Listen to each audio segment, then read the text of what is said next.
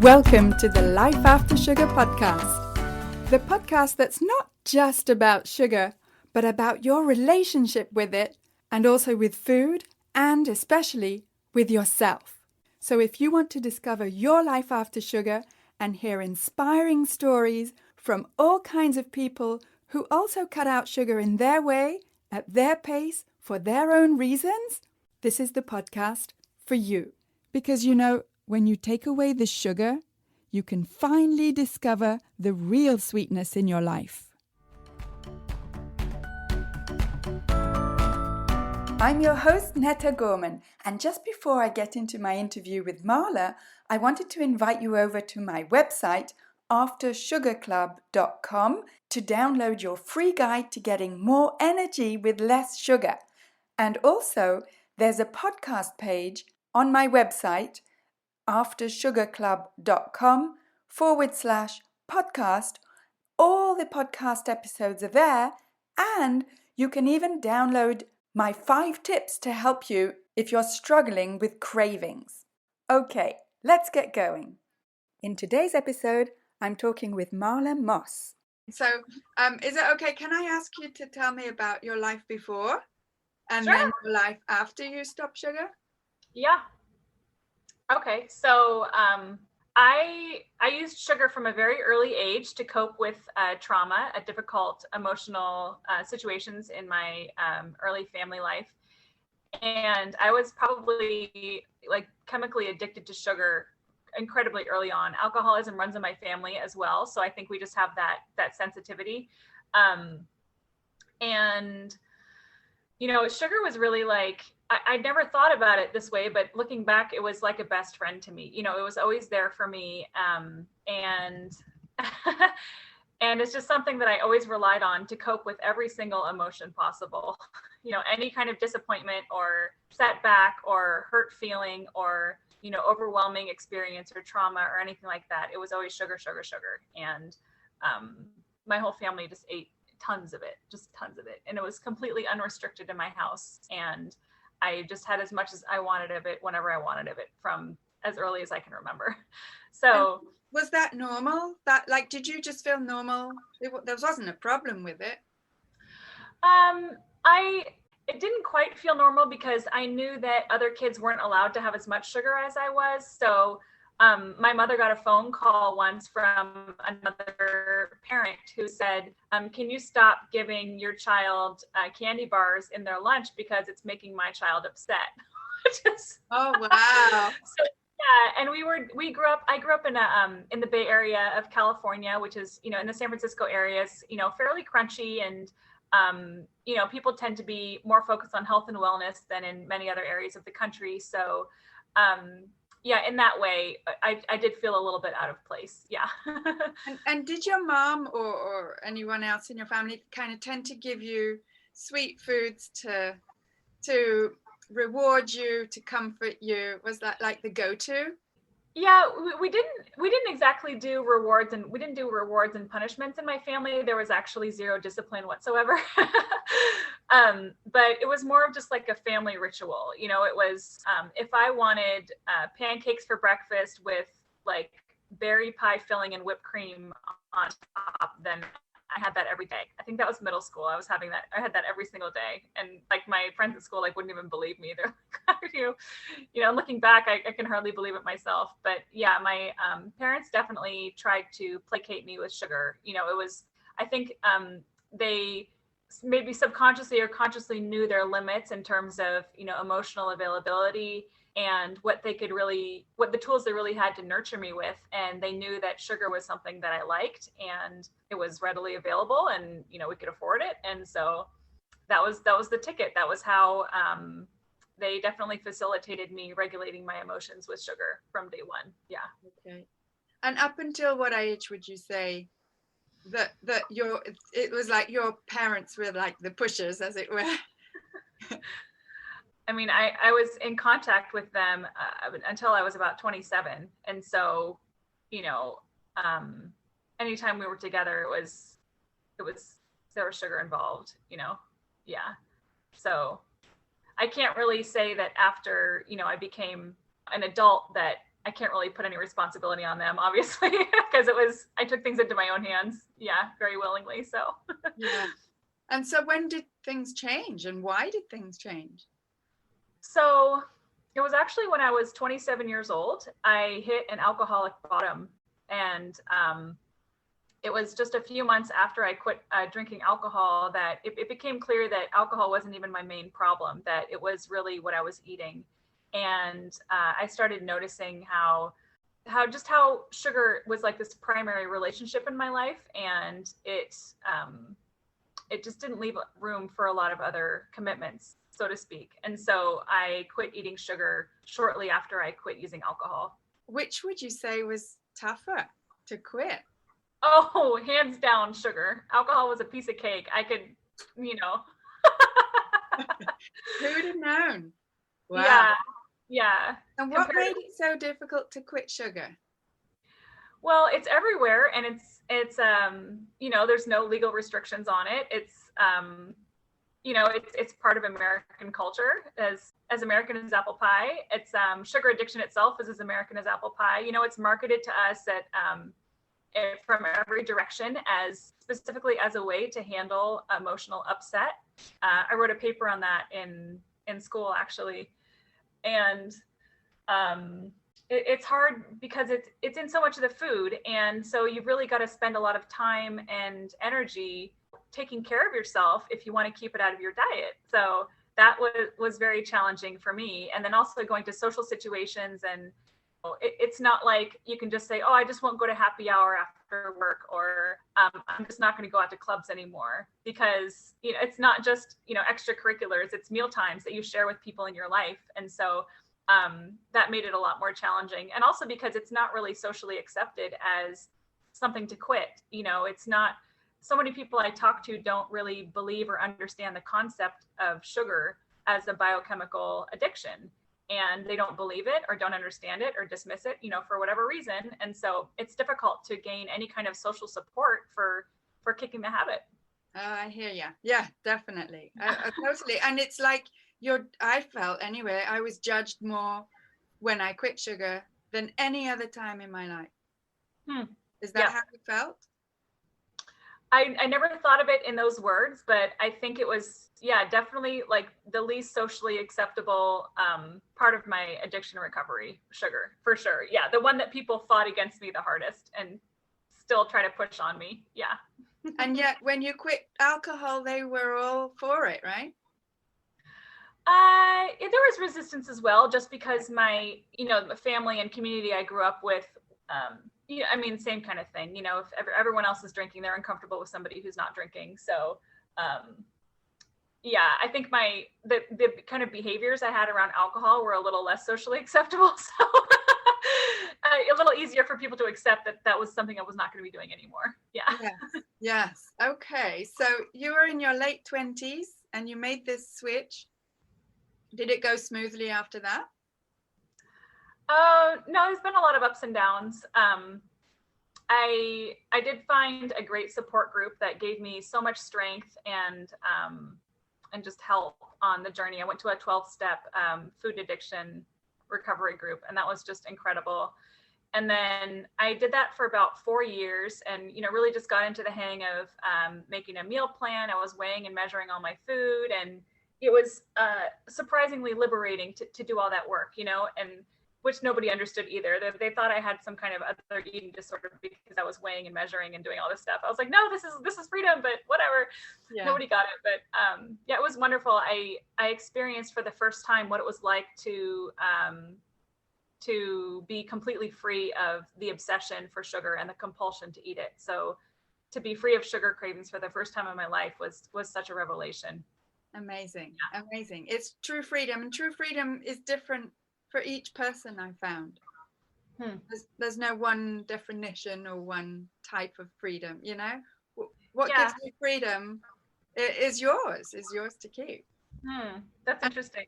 Yeah. And so and then did you have difficulty keeping up the social side of things?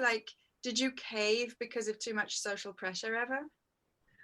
I never really caved because of if it wasn't really so much outside pressure, but when I would slip up on my meal plan, it would just be, usually there would be some strong emotion, like either a celebration or something like that. But yeah, it wasn't too difficult socially, because at that point most of my connections were also in recovery circles, and so I just found people were like used to people eating weird stuff, and just like they're just like, okay, whatever, like, yeah. more open-minded. Mm-hmm. And tell me about the benefits of going sugar-free. Yeah, so let's see. I mean, aside from not thinking about sugar every second of every day of my life, I experienced a tremendous amount of mental clarity, and just the brain fog was lifted, and I was able to kind of just see things and myself and my life more clearly than ever before. I became much more in touch with my intuition, and became a stronger decision maker because of that. I realized what my boundaries were, because I was in touch with my body for the first time, and able to kind of respect myself so much more because of that, able to say no to things, because for the first time I was really feeling what it felt like to do things that weren't right for me. Before, the sugar was just masking all of the pain and everything, because it's just a drug. So yeah, my life got better. I became, I think another thing is that with the commitment to not eating sugar, I learned how to commit to myself for the first time. And so I just became able to commit to myself in other areas of my life as well. Like what, for example? What other areas, for example? Like to my creativity. So I'd always been artistic, but never really done anything about it. So after quitting sugar, I had my first art show, and I started performing musically. And I'd always wanted a career in advertising, but I just like never really did it. I never actually got a job in advertising. And then just a few years ago, I started my own agency to solve that problem. So wow. Yeah. Wow, that's amazing. And you put it down to having quit sugar and kind of finding yourself. And yeah, absolutely. Because I think when you don't have any other distractions, and you're not crippling yourself on a daily basis or hour to hour basis, I mean, you have no choice but to follow your dreams and respect your own desires, and there's just nothing left except you and your personal growth. Yeah, that's amazing. That's amazing. Yeah. What would you say was like the toughest part of it? I went through a really challenging time about 4 or 5 years after I quit sugar. I started really feeling, started kind of falling out of love with it, because because of the mental clarity I had, I was starting to question just so many things about society and civilization in general, and where I felt like I didn't really want to be a part of, literally didn't want to be a part of civilization anymore. I felt angry at everything that had happened since the dawn of agriculture, and, the rise of patriarchal society and all of this stuff. And I just was so mad that we weren't hunter-gatherers anymore. And so, I also felt like my food plan, it was not heavy on grains, but I felt like my food plan was, my diet was overly dependent on agriculture as well, which I was aware was, ecologically unsustainable. And so I actually made the choice to leave my apartment where I was living in Oakland, California, and just go out to try to survive in the wild. Okay. Yeah. So that was a time of great loneliness and just discovery as well for me, where I didn't know if I would find what I wanted. I just knew I didn't want what I had anymore. And that was maybe I did that for like about a year or two. And then, wow. Yeah, quite a story. But I didn't actually really surviving in the forest. Actually, I didn't, because there wasn't really, anybody who's read a history book would have known that like there isn't really much left, to survive in. It's not funny at all, but it's I'm laughing at myself, for trying. But so yeah, and I actually ended up being very vulnerable, living on the streets and becoming pregnant. And yeah, when I was completely sober and, all this stuff, everyone thought I was on drugs or something because I was homeless. And I was like, no, I'm just trying to live primitively. And anyway, so when I became pregnant with my daughter, I had to admit to myself that what I was doing it wasn't going anywhere, and I had to kind of accept that the world was what it was now, and make a commitment to myself and to my child to try to survive in all its imperfection. And so yeah, that's when I kind of, went back to living inside and started kind of living civilized again. Okay. And can I ask, how old were you at that time? 31. Okay. And did you decide to give sugar to your child? No, I actually exclusively breastfed her for about 3.5 years. And that was great. And so for when she was 1, though, it's a kind of a funny story. We were living in Santa Cruz, California, and we were at a health food store downtown, and we were outside the little kind of seating area outside, and I saw this woman eating what looked to be raw meat. And I was like, well, that's interesting. And, I'm chatty, so I always talk to strangers, just like my mother taught me to do. So I went up to her and I was like, hey, what are you doing? She's like, oh, I'm eating raw Korean barbecue short ribs. And, then she like cracked a couple raw eggs into her mouth. And I was like, oh man, I got to learn more about this. And so she told me all about it, and I started learning about how raw foods, actually plant-based raw foods and raw animal products could help me. And it was great because for the previous year or so, I'd never really overcome the problem I had digesting grains. So and I never really figured out how to fill a day's worth of meals without eating the grains. I was just always hungry. And so she became my mentor in the primal diet space, and I started just eating raw meat, and which I thought I was like not really into it first, but then I took a bite and just like awakened this primal urge in me, and I just wanted more and more. And it was great because I found that the raw meats satisfied me on a level that no other food previously had. Whereas I wasn't just feeling full and satisfied in that way, I was feeling satisfied on a whole level that I'd never even known about before. And that was experiencing probably a real nutritional satiation. That is fascinating. Fascinating. Yeah. So, so you're not vegetarian, or did you have a time in your life when you were vegetarian, or did you always eat meat, even if it was cooked? I tried being vegan for like 2 weeks when I was 16, and maybe once again later, and yeah, it was never for me. Yeah. Okay. And so what you were saying, when you were growing up, your kind of emotional needs were met by sugar for whatever reason. And do you feel that your child's emotional needs are met in a healthier way now? Yeah, I do. Because I've had the chance to heal trauma and do so much work on myself and reparent myself, I have the tools now to parent her in a healthy way so that I can meet her emotional needs instead of, just masking them with substances. So I know she feels loved and she loves herself, and I almost don't know how to parent her because she's so different from how I was growing up. I almost don't know how to relate to her sometimes. I mean, not really, but it's funny. It's new territory for me. I feel like, yeah, she has a lot that I didn't have growing up.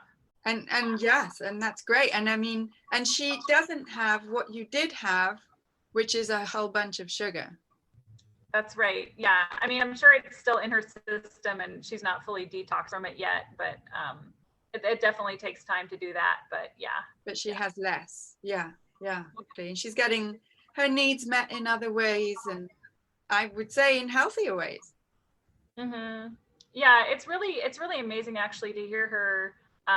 She has incredible creative output. She's just like she's a prolific artist, and she's drawing and painting and singing and just really so spiritually in touch with herself and her needs and all this stuff. And she talks about boundaries with her friends and just really stands up for herself, and she's really incredible. Yeah. She's more together than most of us.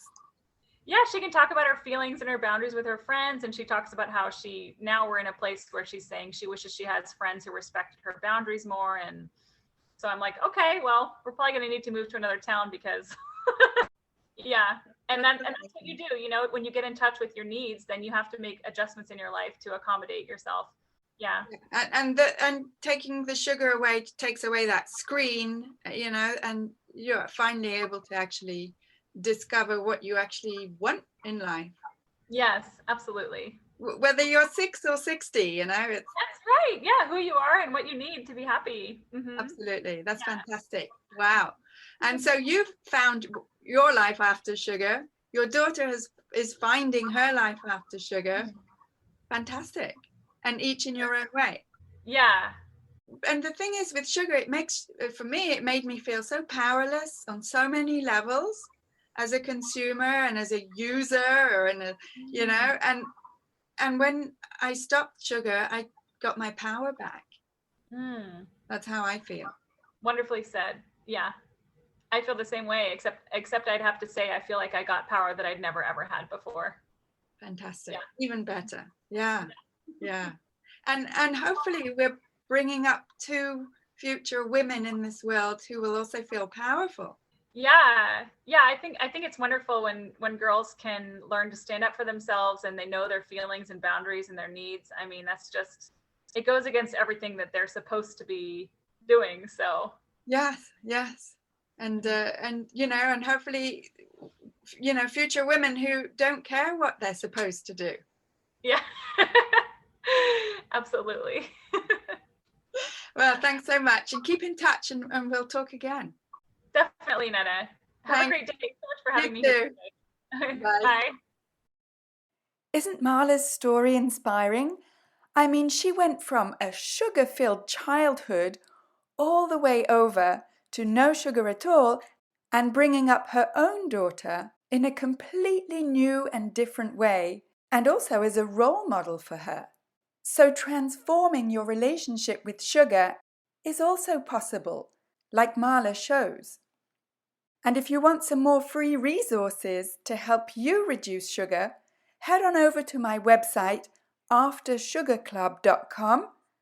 Download your free simple guide to getting more energy with less sugar, and check out the information for the Life After Sugar program while you're there. And if this podcast episode helped you to see things differently and to see that your relationship with sugar can change, then scroll down, leave me a review, and let me know what you think of the podcast and how it's helping you. Thank you. That's it for this week. Keep in touch and see you soon for another episode.